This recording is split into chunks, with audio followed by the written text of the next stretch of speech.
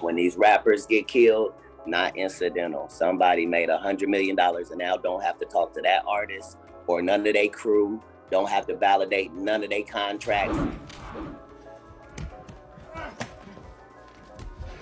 Well, come on over. We got us a fight going on that's a good bit of fun. Drake has a rich baby daddy named Lucien and Universal. Wow.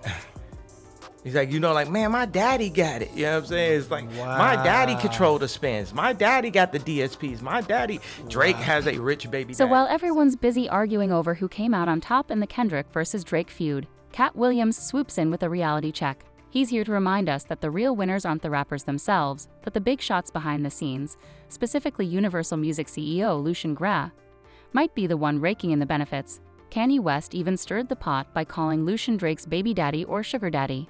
But the truth is, Lucien's got a sweet deal with all these artists. So while the fans are busy picking sides, it's really the big wigs like Lucien who are laughing all the way to the bank. Just look at the facts. Universal Music owns pretty much all your favorite rappers. Kendrick signed a major deal with Universal back in October 2020, and even Kanye was under their umbrella until recently when he got dropped by both Universal Music's Def Jam Recordings and Sony Music Publishing after they accused him of anti-Semitism. And then there's Drake, rumored to be Lucien's favorite. Word on the street is that Drake gets some extra perks and protection compared to his peers because of his cultural background. Let's talk about you being Jewish real quick. Let's talk about you being Jewish real quick. Let's do that. Because a lot of people think that, like, Asher's Jewish. Right. He's not. His dad's Jewish. He doesn't really identify. All loves to Jews, but he's not Jewish. Yeah. You, on the other hand... But he wasn't there. He didn't read his portion, first of all. You didn't have a bar mitzvah. Come on. Are you serious? You had a... Hold on, ladies and gentlemen. Just tell... You don't understand how big you're about to be in the Jew world right You don't understand how big it is. Yo, First of all, I live in an all-Jewish area, so... Where? I went Where is to that? Forest Hill. Okay. I went to a predominantly Jewish school growing up. I definitely had a bar mitzvah in an Italian restaurant, mind you. Mother's Jewish, and we have great Jewish dinners like Rosh Hashanah and Yom Kippur. First text message you ever sent me. Good Shabbos. Yep, good Shabbos. He kept it real. Yep. Have you gotten approached yet by like the Jewish media yet? No, I haven't gotten approached by the Jewish media, but somebody today, who I won't mention, was like, you know how big you're gonna be? So Doctor's got this super secret contract with Universal, and in 2021, he reportedly scored this mega deal with Universal Music Group worth a mind-boggling $400 to $500 million, an unprecedented figure in the industry. Now here's where it gets juicy. With Drake being such a big shot, it's totally plausible that this deal wasn't just about money. There's talk that it could have included some equity too, meaning Drake might have gained ownership over other artists' catalogs who are under the same corporate umbrella. And get this, there are whispers floating around that Drake might have been trying to anonymously acquire Kendrick's rights, which could be the real reason behind their beef. But wait, there's more drama. Kendrick recently dropped this diss track where he accused Drake and his whole crew of some shady stuff, calling them S-traffickers and PDF files. And just before that, Kanye spilled the tea in an interview, mentioning Lucien Grange and calling him Drake's rich baby daddy.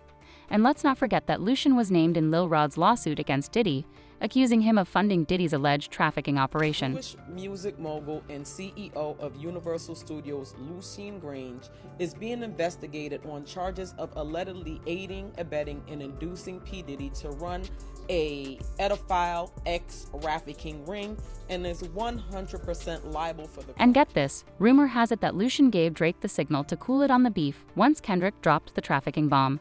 That might explain why Drake's latest track, The Heart Part 6, is getting roasted left and right. It's like he's intentionally serving up a mid-track to put an end to the drama. But here's where it gets dark. According to Katt Williams, if Kendrick goes rogue and starts speaking out against Universal, it could spell disaster. Katt's been dropping hints in interviews suggesting that artists who go against the big labels meet unfortunate ends. And Katt's not stopping there. He's also claiming that whenever there's a rapper gunned down, someone up top is cashing in on their death. By the way, remember Michael Jackson and Prince? Both passed away after clashing with their labels. Michael even had his suspicions about Sony trying to snatch his catalog before he died. I own half of Sony's publishing and I'm leaving them, and they're very angry at me because of it, but I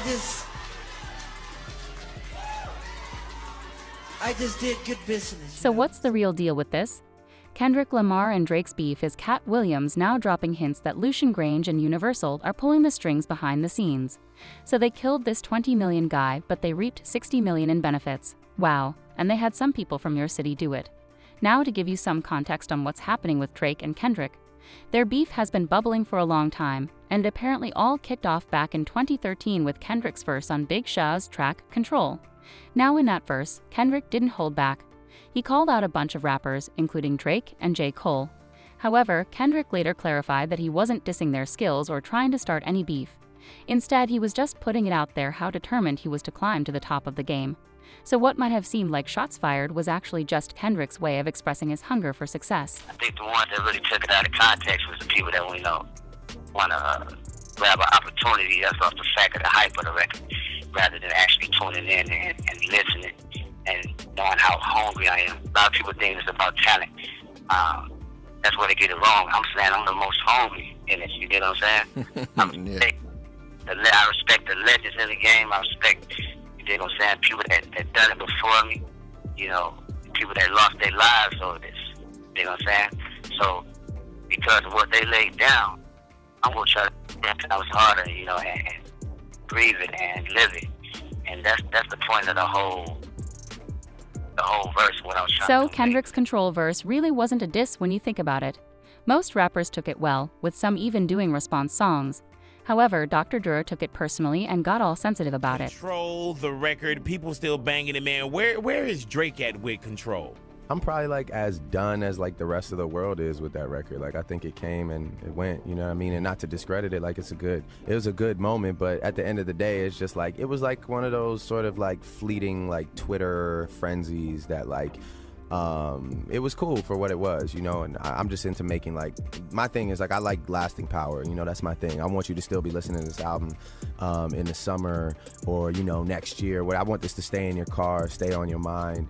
It's like not even about the music, you know what I mean? It wasn't even about like the content of it. It just seemed to be about like, you know, all the and all the talking at the time, and now everybody's like over it. Nobody plays it. It's just like whatever. Did that kind of, when you heard your name, did you feel like, man, like that was kind of disrespectful, or did you feel like, you know, our names were just kind of thrown in there and it was... I feel like he made a decision, you know what I'm saying? And it was a decision to make, you know? He was like, man, I'm either going to go for this moment because I know it's going to be a big moment, or I'm going to like take heed to the fact that I have real relationships and I'm going to like not do that. Cause like, you know, I'll be real, like I've thought of doing that before. You know, I thought like, man, it would be crazy if I just went off on everybody, but it's just kind of like, where does it really get me? Then what? Then every time I rap, people are going to expect me to be confrontational, and when I'm not, then it's not entertaining. You know what I mean? It's like, it kind of puts you in a box a bit. So I don't think that put Kendrick in a box. I don't know if I necessarily respect it. You know, we all make decisions. I'm sure he'll be good. He's talented as Since then, Drake and Kendrick have been sneak dissing and taking little jabs at one another in their songs. Then Kendrick took it up a notch on his 2022 album, Mr. Morale and the Big Steppers, where he name-dropped Drake on the track Father Time, referencing Kanye's decision to seemingly squash his beef with Drake. By the way, Kanye is now out here claiming he got manipulated into ending the beef, but we'll get into that a bit later. Going back to Kendrick and Drake, their long simmering beef exploded back in March when Kendrick hopped on Future and Metro Boomin's track, Like That, from their new album, We Don't Trust You. Kendrick was responding to Cole's verse on Drake's track First Person Shooter, where Cole mentions the big three rappers, including himself, Drizzy, and Kendrick. However, Kendrick didn't appreciate Cole lumping him in with Drake, so he fired back on Like That with Future and Metro. He raps F*** sneak dissing First Person Shooter. I hope they came with 3 switches. F*** the big three, it's just big me, Kendrick. Then he compares himself to Prince, pointing out that Prince outlived Michael Jackson and references Drake's line in First Person Shooter, where he brags about being one #1 song away from Michael. Kendrick retorts, RS and your best work is a light pack. Prince outlived Mike Jack.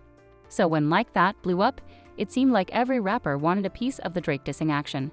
Now Drake initially claimed he was unbothered, and at a gig in Florida in March, he told the crowd that there's no man alive who can mess with him. I got my head up high, my back straight, I'm 10 toes down in Florida or anywhere else I go, and I know that no matter what, it's not a nigga on this earth that can ever me in my life. But fans were getting impatient with Drake's motivational speeches and Instagram posts. They wanted him to hit the booth instead and respond to Kendrick and other rappers who dissed him, wash their beef by teaming up for that Larry Hoover benefit concert in 2021. However, Kenny said if he had known Drake was going to stab him in the back, he wouldn't have even considered teaming up with him. And then Kenny brought up Lucian Gras again, calling him Drake's rich baby daddy. Drop your thoughts in the comments and stay tuned for the next story.